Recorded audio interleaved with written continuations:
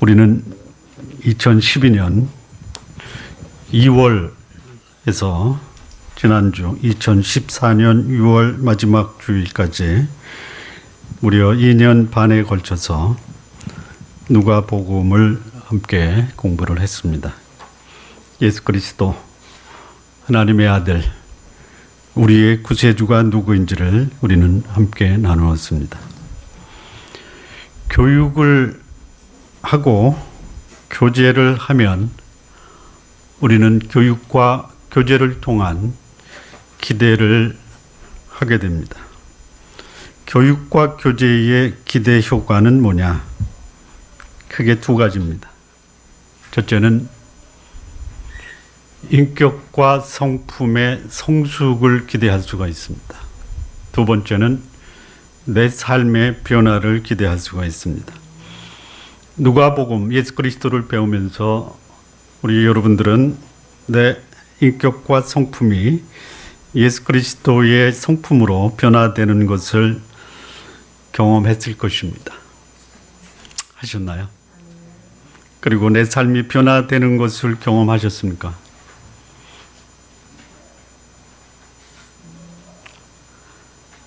예수 그리스도를 아는 만큼 우리 성도님들의 인격의 성숙과 삶의 변화가 있기를 진심으로 기원합니다. 오늘부터 창세기를 함께 공부를 합니다. 창세기는 어떤 책이냐? 신구약 66권의 첫 번째 책입니다.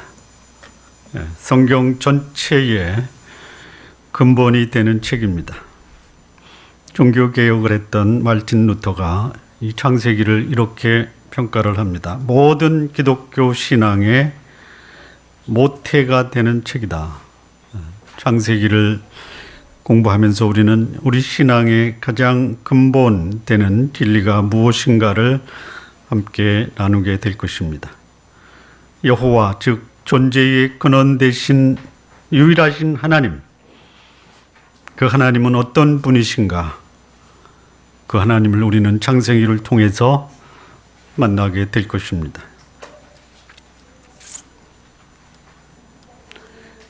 창세기를 통해서 우리는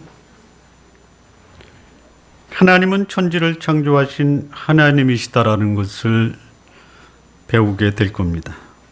믿음의 조상이었던 아브라함, 이삭, 야곱의 하나님이 오늘을 살아가는 우리들의 하나님이다라는 것도 우리는 배우게 될 것입니다. 아브라함의 하나님이 여러분의 하나님이십니다.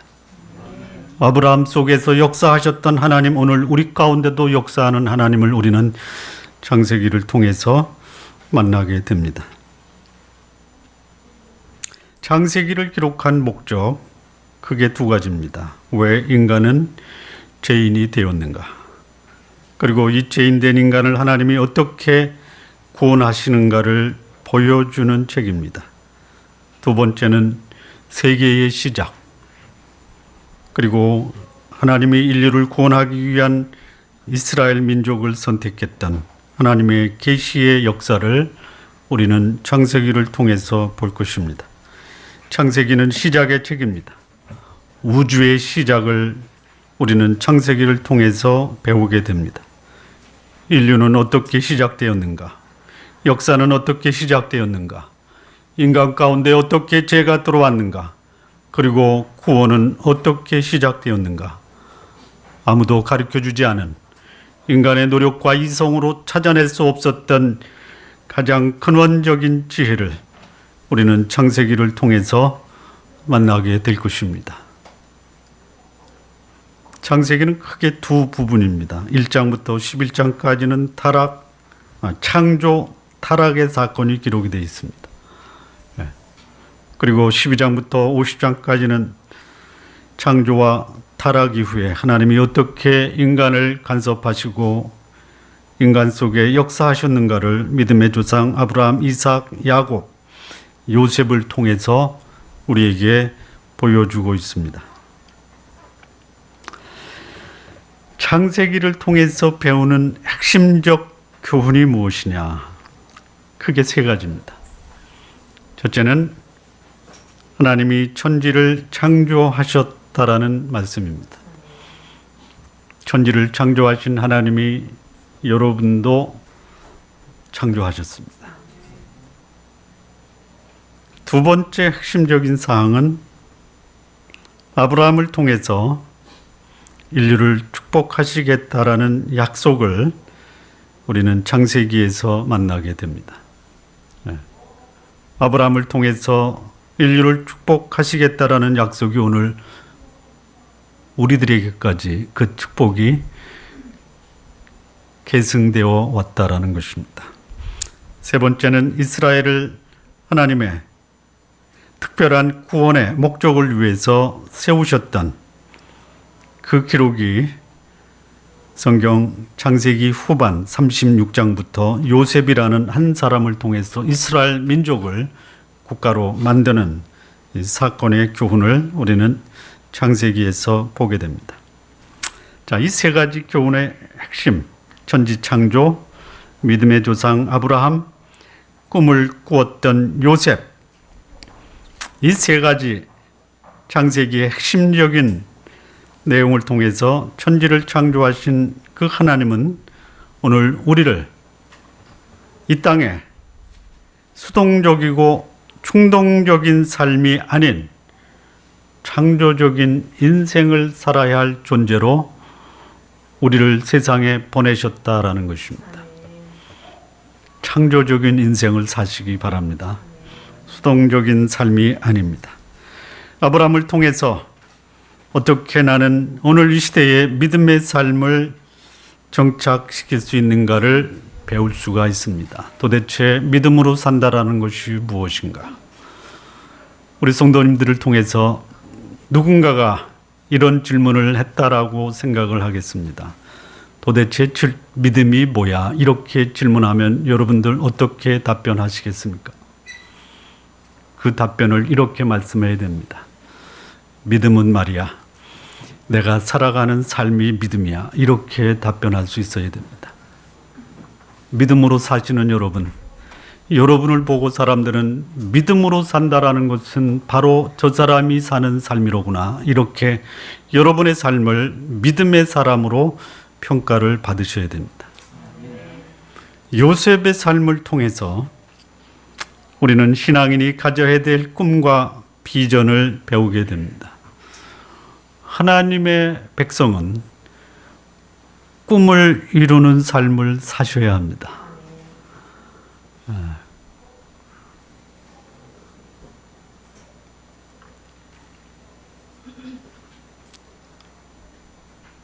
하버드 대학 도서관에 이런 말이 있다고 합니다. 공부하는 사람은 꿈을 이루지만 잠을 자는 사람은 꿈만 꾼다. 꿈을 이루시기 바랍니다. 요셉은 어떻게 그 꿈을 실현시켰는가? 요셉을 통해서 우리는 어떻게 동일한 요셉과 같은 꿈을 실현시킬 수 있는가를 배우게 됩니다. 신앙인의 삶, 하나님의 뜻을 이루기 위해서 갖추어야 될 세 가지 모습이 바로 그겁니다. 하나님의 창조 계획을 알고 이를 성실하게 이루어 가야 됩니다. 그리고 주의 말씀을 따라 그 말씀을 순종하며 사는 믿음의 여정을 걸으셔야 됩니다. 그리고 하나님이 주신 꿈과 비전을 향해 환경의 또는 여건의 열악함과 괴로움을 극복하고 마침내 그 꿈을 이루었다라는 삶을 살아가야 되는 것이 이 창세기를 통해서 우리가 배울 수 있는 교훈입니다. 조금 구체적으로 좀 말씀을 드리겠습니다. 이 창세기는 세 가지 부분으로 세분화시킬 수가 있습니다. 1장부터 11장 창조를 통해서 우리는 창조적 인생을 살아야 됩니다.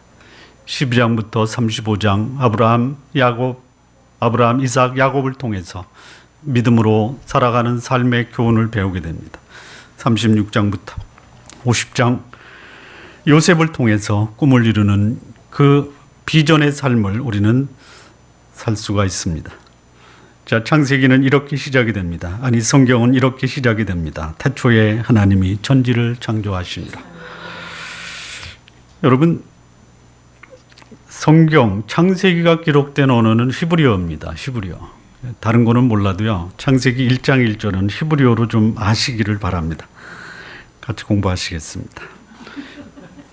바레시트 바라 엘로임 하 샤마인 에 하 에레츠. 제가 한번 하고 그 다음에 따라서 하겠습니다. 바레시트 바라 엘로임 하 샤마인 에 하 에레츠. 바레시트 태초에 바레시트 바라 창조하셨습니다. 엘로힘 하나님입니다. 하 샤마인 하늘입니다. 에 과입니다. 과. 예. 하 에레츠. 예. 그거를 합쳐서 읽으면 바레시트 바라 엘로임 하 샤마인 에 하 에레츠. 쉽죠? 그거는 외우시기 바랍니다. 예. 이렇게 하십시오. 태초에 하나님이 천지를 창조하시니라. 바레시트 바라 엘로임 하 샤마인 에 하 에레츠. 예. 굉장히 유식합니다. 여담입니다. 제가 최고 인문학 과정을 공부할 기회가 있었습니다. 예, 하버드에서 종교 철학을 연구하신 서울대 교수가 창세기의 새로운 번역을 가지고 그분이 책을 냈습니다. 그래서 제가 그분 앞에서 이렇게 얘기했습니다. 바레시트 바라 엘로임 하 샤마인 해 하 에레츠 이랬더니 눈을 아주 그냥 둥그렇게 뜨고 그걸 어떻게 알았냐 그러더라고요. 그건 꼭 아시기 바랍니다. 바레시트 바라 엘로힘 하 샤마인 에 하 에레츠. 창조하다 바라라는 단어입니다. 이 바라라는 단어는요, 하나님만이 쓰실 수 있는 또 하나님만이 하실 수 있는 것을 의미합니다. 이것은 완전한 새로움에 대한 강조입니다. 그리고 무에서 유를 창조한다라는 것을 의미하고 있는 것이 바라입니다. 바라는 인간에게 쓸 수 없는 단어입니다. 이 하나님이 창조하신 세상을 자세히 들여다보면요, 아마 놀랄 겁니다. 위대한 건축물을 보면 위대한 건축이 가능하도록 우선적으로 준비되어야 되는 것이 뭡니까? 설계도입니다. 예, 창조의 과정을 들여다보면요, 이렇게 정교할 수 있을까? 정교한 설계도에 의해서 창조가 진행되었다라는 것을 실감하게 됩니다. 그래서 이 세상을 들여다보고 세상의 정교함을 본 분들이 이렇게 고백을 합니다. 놀랍다. 그래서 그들은 창조라고 하지 않고 지적 설계되었다 이렇게 얘기합니다. 우연히 만들어진 세상이 아니다라는 것입니다. 창조 이전에 우주와 지구는 혼돈했습니다. 공허했습니다. 그리고 흑암만이 있었습니다. 이게 창조가 시작되기 전에 우주와 지구의 모습입니다. 혼돈과 공허와 흑암입니다. 하나님의 창조가 시작이 되면서 이 혼돈은 질서로 잡혀갔습니다. 공허한 공간은 충만하게 채워졌습니다. 흑암과 어둠은 광명으로 변화시키는 하나님의 보시기에 참으로 좋은 세상으로 만들어졌습니다.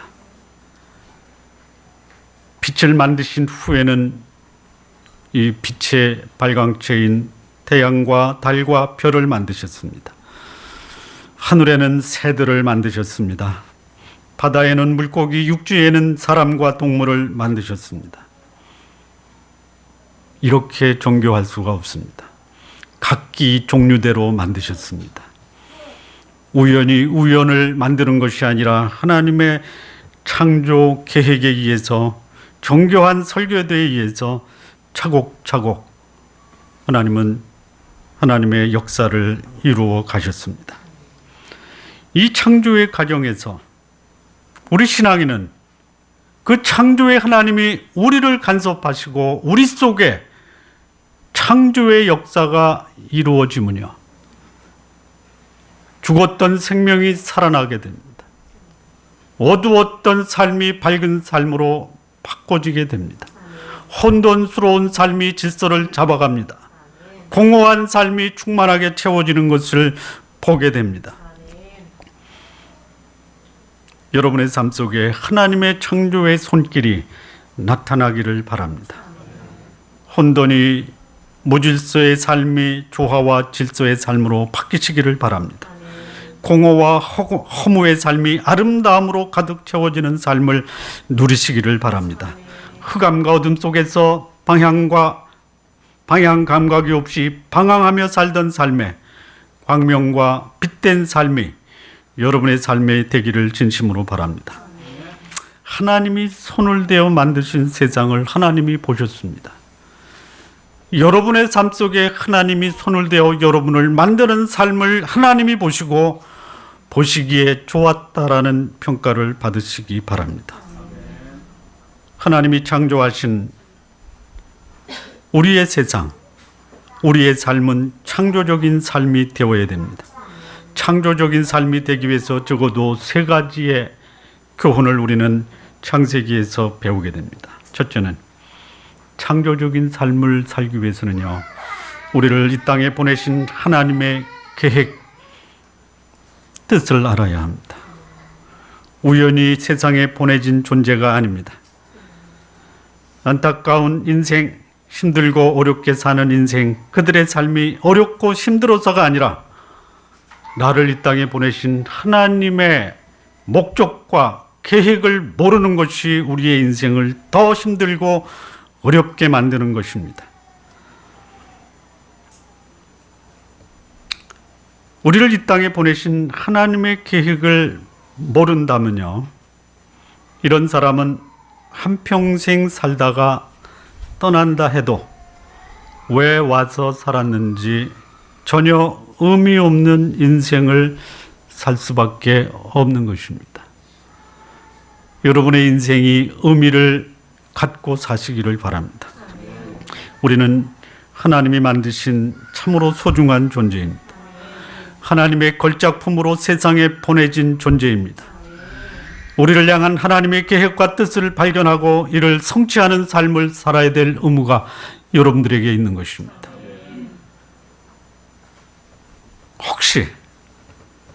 혹시 내가 왜 살아야 되는지, 내 인생을 향한 하나님의 계획과 뜻이 무엇인지 분명하지 않은 분들이 계시다면요, 하나님 앞에 이렇게 질문하시기 바랍니다. 하나님, 저를 이 땅에 보내신 당신의 뜻은 무엇입니까?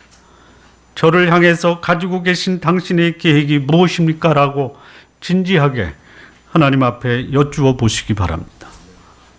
제발. 그리고 이렇게 고백하십시오. 나는 드디어 알았다. 하나님이 나를 왜 세상에 보내셨는지를 알게 되었다. 그런 고백하시기 바랍니다. 안 하실 거예요? 안 하실 거예요? 그리고 여러분 자녀들에게 말씀하시기 바랍니다. 네. 엄마 아빠는 하나님이 나를 이 땅에 왜 보내시는지를 아는데 너희들에게도 너희들이 왜 하나님이 너희를 세상에 보내셨는지를 좀 하나님 앞에서 진지하게 고민하고 물어봤으면 좋겠다. 이렇게 말씀하시는 부모님들 되시기 바랍니다. 이렇게 말씀하지 마십시오. 내가 왜 왔는지도 모르는데 네가 왜 왔는지 내가 어찌 아냐, 이렇게 말씀하지 마시기 바랍니다.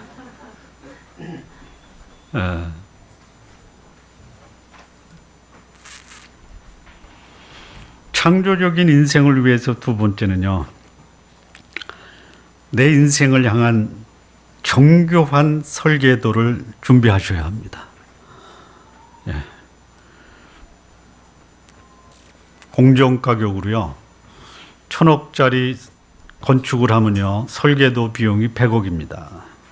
공정가예요. 요즘에는 뭐 완전히 덤핑 쳐가지고 100분의 1이지만 제대로 된 명망 있는 설계가는요, 건축비의 10% 설계도 값입니다.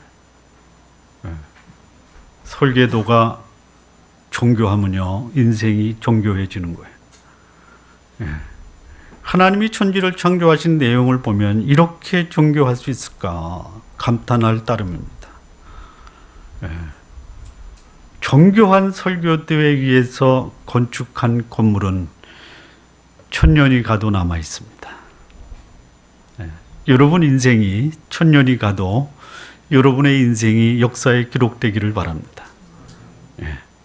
어떤 사람 이 땅에 와서 큰 흔적과 이름을 남기고 세상을 떠납니다. 아무나 큰 흔적이나 이름을 남기는 것이 아닙니다. 남기겠다라고 해서 남기는 것도 아닙니다. 적어도 자신의 존재 이유에 대해서 진지하게 고민하고 자신의 미래에 대한 정교한 설계도를 가지고 건축하는 사람만이 역사의 흔적을 남기고 세상을 떠날 수가 있습니다. 성도 여러분, 움막 짓는데 설계도가 필요합니까? 텐트 치는데 설계도가 필요합니까? 안 필요해요. 그리고 그 움막이나 텐트는 알아주는 사람도 없고 역사의 흔적도 없고요. 굳이 그것을 알려고 노력하는 사람도 없습니다. 쓸모있는 사람, 정교한 설교에 의해서 인생을 건축한 사람, 수십 년이 지나고 수백 년이 지나도 문제가 없이 사람들에게 관심의 대상입니다. 연구의 대상입니다. 우리 성도 여러분, 창조적인 인생으로 우리 성도님들의 삶이 후대의 여러분들의 후손의 연구의 대상이 되기를 바랍니다. 아멘 하세요. 그렇게는 못 살아도 그렇게 살고 싶다라는 희망은 해야 될 거 아니에요. 자기의 정체성, 도대체 나는 누구인가? 나는 어떤 가치를 최고의 가치로 살 것인가? 후회하지 않는 인생은 무엇인가? 그런 인생 여러분들 모두 사시기 바랍니다. 우리는 창세기를 배우면서 이런 창조적인 인생을 함께 배우게 될 것입니다. 창조적인 인생의 세 번째는 뭐냐면요, 집을 짓는 재료, 집을 짓기까지의 공정, 건축이 완성되기까지의 인내의 시간을 보내야 합니다. 인생을 아름답게 건축하기 위해서, 즉 창조적인 인생을 살기 위해서는 내가 존재하는 이유를 제대로 알아야 됩니다. 어떤 인생을 살 것인가에 대한 설계도를 정교하게 만들어야 됩니다. 그리고 그 설교에 대해 맞는 인생을 건축하는 인내의 과정을 반드시 거쳐야 됩니다. 훈련되지 않는 인생은 쓸모가 없습니다. 왜 나는 사람들에게 소중한 사람으로 쓰임을 받지 못하는가? 조금 더 준비하셔야 합니다. 준비된 인생이 보람과 의미를 줍니다. 사람들에게 감동을 줍니다. 설계도가 있으면 설계도대로 건축하는 인생을 살아야 됩니다. 그 많은 분들이 자신의 정체성과 별개의 인생을 살아가는 분들이 있습니다. 자신의 가치관과는 전혀 다른 인생을 살아가는 분들이 있어요. 여쭤보겠습니다. 죽어도 예수 믿고 나는 예수님 닮아갈 거야, 이렇게 기도 안 해보신 분 계십니까? 제 질문 잘 알아들으셨습니까? 예수님 믿고 나 예수님 닮아갈 거야 라고 기도 안 하신 분 계세요? 없죠? 없다라고 그러세요. 그렇게 살고 계십니까? 기분대로 살다가 보니까 설계도는 뒷전으로 밀려나는 것이에요. 이런 분들도 많으실 거예요. 설계도도 없는데 무슨 설계도대로 살라고 하느냐. 설계도부터 만드시기 바랍니다. 창세기를 통해서 우리는 두 번째 배울 수 있는 것이 뭐냐, 어떻게 믿음의 삶을 살 수 있는가를 배우게 됩니다. 아브라함, 이삭, 야곱의 삶을 통해서 우리는 믿음으로 사는 삶은 도대체 어떤 삶이냐, 이거를 배우게 됩니다. 우리는 믿음을 통해서 하나님을 기쁘시게 하는 자로 세워져야 합니다. 아브라함이 바로 그런 사람이었습니다. 아브라함이 어떻게 믿음의 사람으로 불렸는가? 믿음으로 산다라는 것은 도대체 무엇인가를 우리는 믿음으로 살았던 우리 믿음의 조상을 통해서 우리는 배웁니다. 그리스도인은요, 믿음으로 하나님의 자녀가 된 사람입니다. 좀 이런 소원을 좀 가졌으면 좋겠어요. 사람들이 나를 보고 믿음으로 사는 사람 바로 당신이로구나, 이런 평가를 모두 다 받으셨으면 좋겠습니다. 여러분, 세상이 아니요, 교회가 세상을 걱정해야 됩니까? 세상이 교회를 걱정해야 됩니까? 여러분이 다른 사람을 걱정해야 됩니까? 다른 사람이 여러분을 걱정해야 됩니까? 지금 어떤 세상이 되고 있어요? 교회가 세상을 걱정하는 세상이 됐습니까? 아니면 세상이 교회를 걱정하는 세상이 됐습니까? 잘못돼도 한참 잘못된 거예요. 세상이 우리를 보고 걱정스럽다라고 합니다. 시간이 갈수록 강도가 높아지면서 세상이 우리를 보고 걱정스럽다라고 합니다.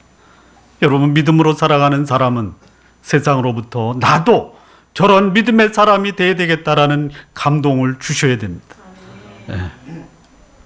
저가 참으로 믿음의 사람이로구나, 이런 말을 우리 성도님들 다 들으시기 바랍니다.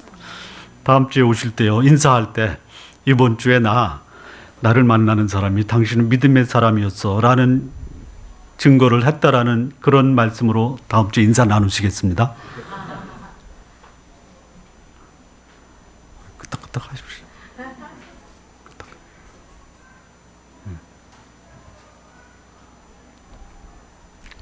믿음의 삶이 바로 저 사람의 삶과 같은 거로구나, 이런 우리 좋은나무교회 성도님들 되시기를 바랍니다. 어떻게 하면 믿음의 삶을 살고 있다고 들을 수 있을까요? 첫 번째는요, 믿음의 근거가 되는 하나님의 말씀으로 사셔야 됩니다. 여호와께서 아브라함에게 말씀하셨습니다. 너는 너희 본토 친척 아비집을 떠나 내가 내게 지시할 땅으로 가라. 그리고 아브라함은 말씀을 따라 가나안으로 떠났습니다. 그리고 마침내 여호와께서 말씀하신 대로 가나안에 도착했습니다. 믿음은 들음에서 나는 것입니다. 들음은 그리스도의 말씀으로 말미암았다라고 말씀합니다. 믿음의 사람들은 하나님의 말씀을 듣고 믿음의 행진을 할 수 있었습니다. 믿음의 삶이 뭐냐? 정이 내리지 않는, 그저 믿으면 되는 것이다 라는 것이 믿음의 삶이 아닙니다. 우스갯소리가 있어요. 아시는 분들은 아실 겁니다. 당신은 도대체 무엇을 믿습니까? 라고 여쭈면 무엇이라고 답하시겠습니까? 얼굴색 변하지 않고 이렇게 얘기하면 나는 우리 교회가 믿는 것을 믿어. 두 번째 질문을 합니다. 그러면 당신의 교회는 무엇을 믿습니까? 우리 교회는 내가 믿는 것을 믿지. 그러면 당신과 당신 교회는 무엇을 믿습니까? 우리는 똑같은 것을 믿습니다. 그냥 믿음만 있는 거예요. 무엇을 믿는지는 몰라요. 어느 부인이 이렇게 얘기합니다. 나는 내 남편을 믿어요. 도대체 무엇을 믿습니까? 남편을 믿습니다. 남편의 무엇을요? 그냥 남편을 믿습니다. 믿는 것이 아무것도 없는 거나 똑같은 거예요. 믿는다라는 것보다 더 중요한 것이 뭐냐? 내가 믿는 그 믿음의 내용이 무엇이냐? 이게 훨씬 더 중요한 것이. 나의 믿음은 성장하고 있는가? 다시 말하면 내가 들은 하나님의 말씀이 내 속에서 역사하고 있는가 이거예요. 하나님을 믿으면서 하나님의 말씀이 여러분의 삶 속에 얼만큼 역사하고 있냐 이거예요. 믿습니까? 안 믿는 거 제가 증거해 드리겠습니다. 아무것도 염려하지 말아라 이렇게 말씀하셨어요. 염려하십니까 지금? 염려하세요? 안 믿는 거예요. 예. 나를 따르는 자는 어두움에 다니지 아니한다라고 말씀하셨어요. 여러분 속에 어둠이 있습니까? 안 믿는 거예요. 네. 얼마나 나는 내 삶을 하나님의 말씀 앞에서 내 삶을 성찰하고 조명하고 그 말씀 앞에 순종하며 살고 있는가? 이게 믿음의 삶의 핵심입니다. 문제가 생겼습니다. 문제가 생기면 제일 먼저 떠오르는 게 뭐예요? 뭐예요? 누구 도와줄 사람 없는가? 이겁니까? 그렇죠? 아니면 이 문제에 대해서 도대체 하나님은 나에게 무엇을 말씀하시려고 하는가? 이런 생각을 하십니까? 믿음으로 산다라는 것이 뭐예요? 우리 성도 여러분, 믿음으로 사시기 바랍니다. 적어도 문제가 생기면 하나님이 이 문제에 대해서 나에게 무엇을 말씀하시기를 원하는가? 좀 진지하게 좀 고민 좀 하시기 바랍니다. 일단 멈춰서서 누구 도울 사람 없는가 찾지 마시고요. 찾다가 안 되니까 하나님께 나가볼까 하지 마시기 바랍니다.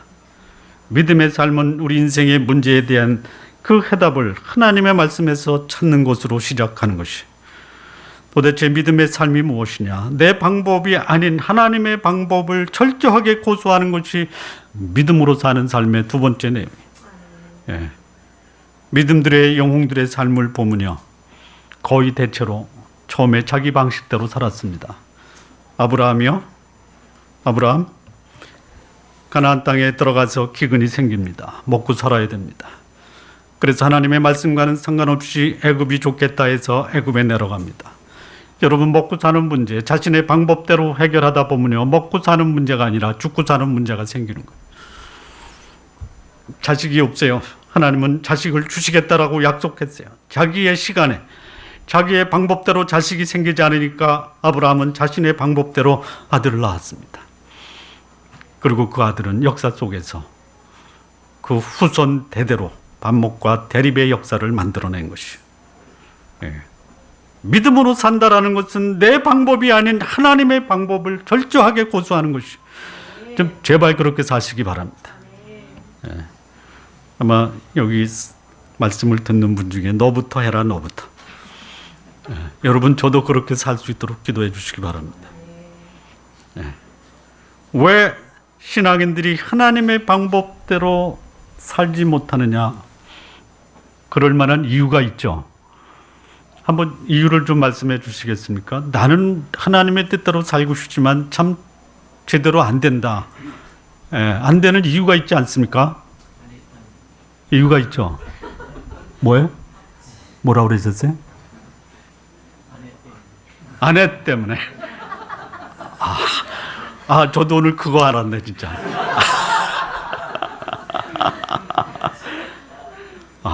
그래서 그런 거죠. 그래서 그런 거죠.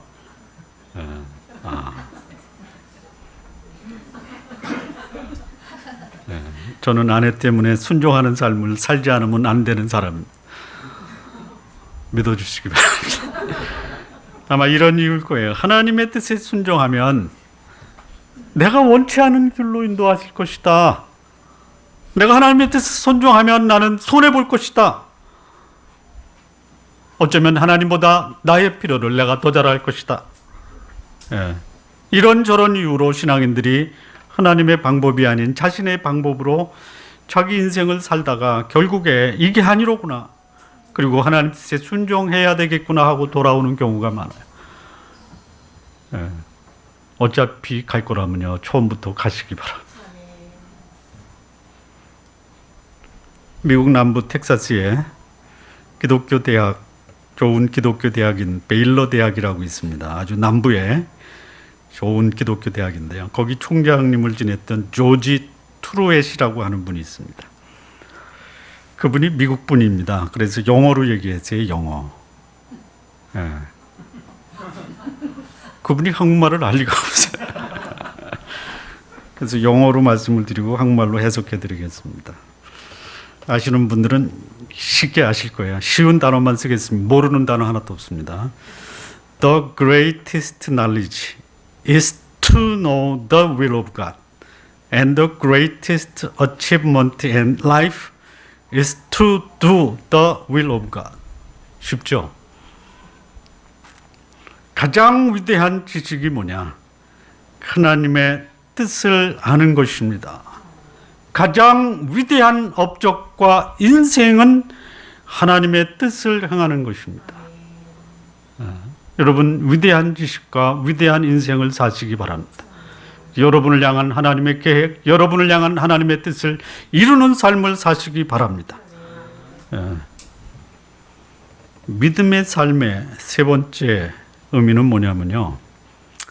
믿음은 하나님이 말씀하신 약속이 내 삶 속에 이루어질 때까지 인내하는 것입니다. 믿음이 있는 사람은 어떤 사람이냐? 믿음 때문에 포기하지 않는 사람입니다. 믿음 때문에 볼 수 없는 것도 볼 수 있는 사람이에요. 다시 말하면 미래에 대한 분명한 전망을 갖고 사는 사람입니다. 믿음의 사람은 바랄 수 없는 것도 바라는 사람이에요. 믿음의 사람은 할 수 없는 것도 이루어질 때까지 포기하지 않고 그것을 반드시 성취하는 사람이에요. 그게 믿음의 삶입니다. 하나님을 믿는 신앙의 삶을 들여다보면요. 마지막이 좋습니다. 마지막. 영생입니다. 구원입니다. 천국에 들어갑니다. 그런데요. 마지막이 좋지만요. 이 과정은 그렇게 순탄하지가 않습니다. 여러분, 마지막이 좋으면 갈 때까지 가시기 바랍니다. 마지막이 안 좋아도 험한 인생 포기하지 않고 사는 사람들도 있죠. 그렇지 않습니까? 인내를 해도 얻는 결과는 허무한 인생이 될 수도 있어요. 그런데 우리의 인생은 마지막이 좋습니다. 그렇다면 가는 인생 험하고 힘들어도 웃으면서 가시기 바랍니다. 우리 신앙의 과정이 저는 이런 과정을 가야 된다라고 생각을 합니다. 예수님 믿고 처음 신앙생활하는 사람은요. 첫 번째 과정이 어떤 과정이냐면요. 두려운 과정입니다. 두려움이에요. 두려움. 이 두려움에 빠지면요. 아무런 행동을 할 수가 없어요. 그렇게 시작을 합니다. 이 두려운 환경을 어느 정도 극복했다고 하면요. 그 다음에 만나는 환경은 어떤 환경이냐면요. 괴로운 환경이에요. 여러분, 두려운 환경과 괴로운 환경, 굳이 선택한다면 무엇을 선택하시겠습니까? 두려우면요. 아무것도 못해요. 괴로우면요. 괴로워도 갑니다. 그게 신앙생활의 과정이에요. 두려운 환경이 괴로운 환경으로 바뀝니다. 그런데 그 과정을 포기하지 않고 가다 보면 하나님께서 놀라운 결과를 우리에게 가져다 주시는 거예요. 두렵고 괴로운 과정을 거친 후에 놀라운 결과를 주시는 그 하나님. 그리고 그분은 마침내 우리에게 감격과 기쁨의 삶을 살게 하시는 것이죠. 감격과 기쁨을 누리기 전에 먼저 두려움과 괴로운 과정을 걸으시기 바랍니다. 그러면 놀라운 주께서 여러분의 삶을 감격과 기쁨으로 여러분의 삶을 축복하실 것입니다. 히브리서 10장 36절에 너희에게 인내가 필요하면 너희가 하나님의 뜻을 행한 후에 약속을 받기 위함이라 라고 말씀합니다. 믿음의 인내를 경주하시고 하나님의 약속이 여러분의 삶에 실현되기를 진심으로 바랍니다. 마지막 하나만 더 하겠습니다. 창세기를 통해서 배우는 세 번째 교훈은 뭐냐? 요셉의 인생을 배우면서 꿈은 반드시 이루어야 한다라는 교훈을 배우게 됩니다.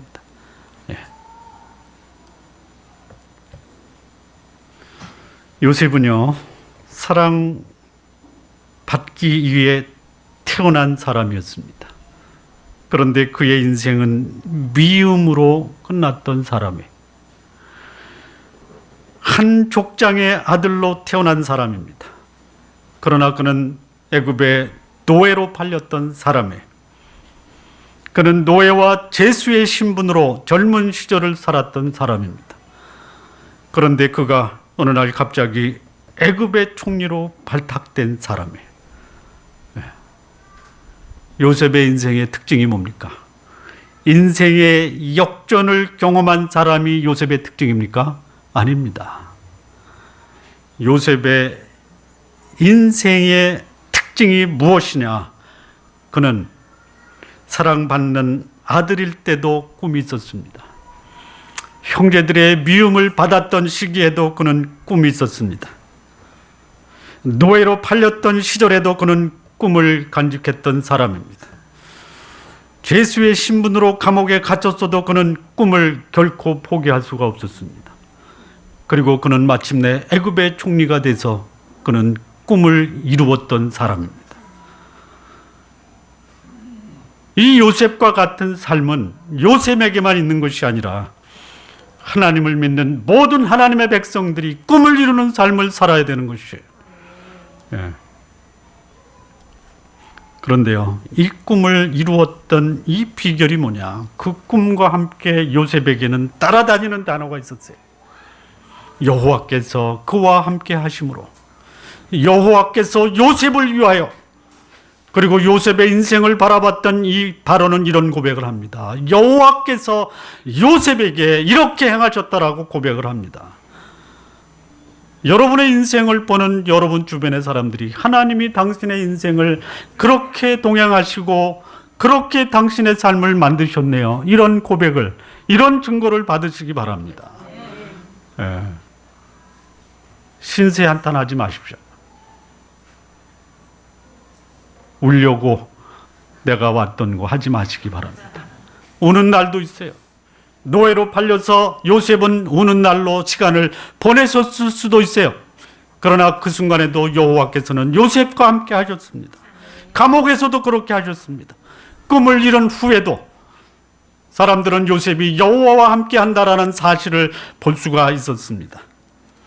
어떻게 꿈을 이룰 수 있을까요? 꿈을 가지시기 바랍니다.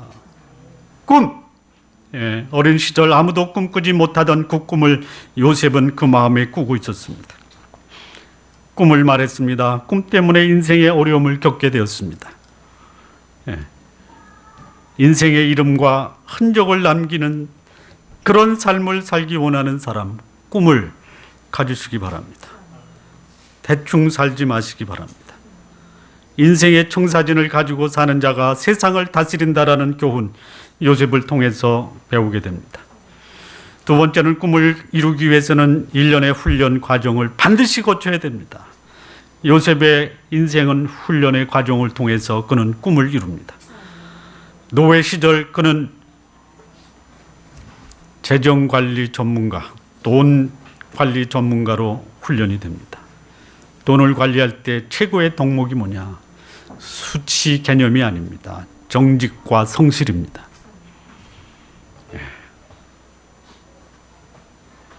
노예살이 어찌 보면 하찮은 인생이었지만 그는 그것을 아주 지도자가 되는, 꿈을 이루는 성실한 훈련의 과정으로 그것을 잘 받습니다. 아주 성실하게, 아주 정직하게, 아주 정결하게 그 훈련을 받습니다. 주인의 마음에 신뢰를 얻어 그는 그 신뢰를 자기의 꿈을 이루는 하나의 도구로 발판을 삼습니다. 감옥에 들어갑니다. 감옥.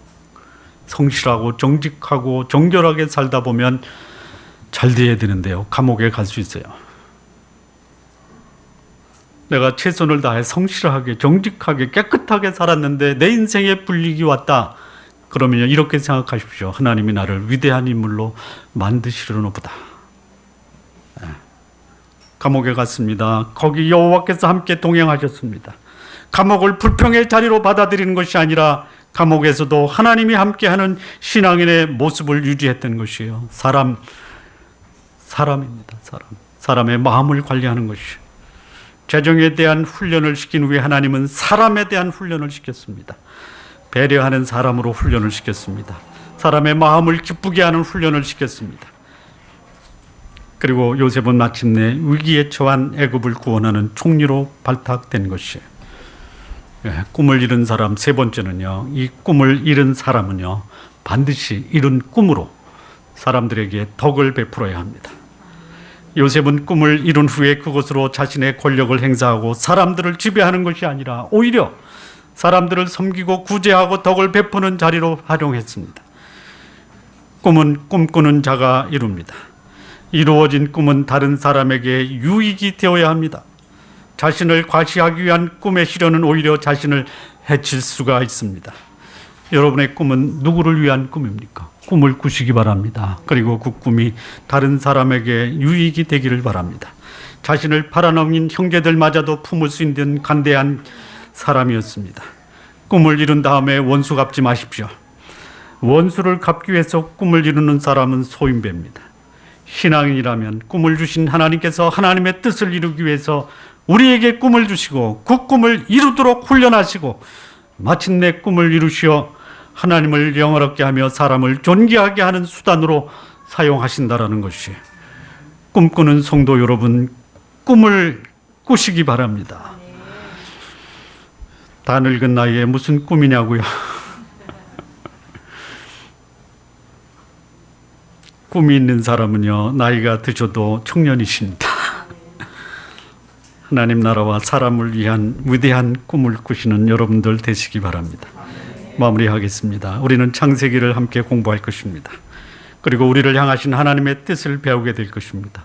왜 우리를 이 땅에 보내셨는지 진지하게 고민하는 시간이 되기를 바랍니다. 우리가 어떻게 창조적 인생을 살 수 있는지 배우게 될 것입니다. 완벽한 설계도를 만들고 철저한 훈련을 통해서 창조적 인생이 여러분의 인생이 되시기를 바랍니다. 그리고 하나님을 믿는 믿음의 삶이 무엇인지를 우리는 배우게 될 것입니다. 내 뜻이 아닌 하나님의 뜻을 믿고 그 뜻에 순종하는 거룩한 믿음의 삶, 우리는 창세기를 통해서 배우게 될 것입니다. 그리고 꿈을 가지고 비전을 가지고 그 꿈을 이루는 복된 삶이 여러분의 삶이 될 것을 기대하시기 바랍니다. 좋은 나무교회 성도 여러분, 창세기를 우리가 함께 나누면서 여러분의 인생 창조적 인생이 될 것을 기대하셔도 됩니다. 여러분의 인생 믿음으로 살았다라는 고백을 할 수 있는 나의 삶이 될 것을 기대하셔도 됩니다.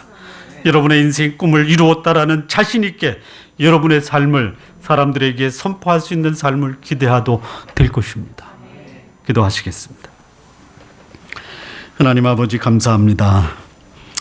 주께서 이 창세기를 통해서 우리에게 어떻게 우리가 창조적인 인생을 살 것인가, 어떻게 믿음으로 살았다라는 고백을 할 것인가, 꿈을 이루었다라는 고백을 할 것인가, 이 말씀을 우리가 이 창세기를 통해서 기대합니다. 주께서 이루시기를 간절히 원합니다. 예수님의 이름으로 기도했습니다. 아멘.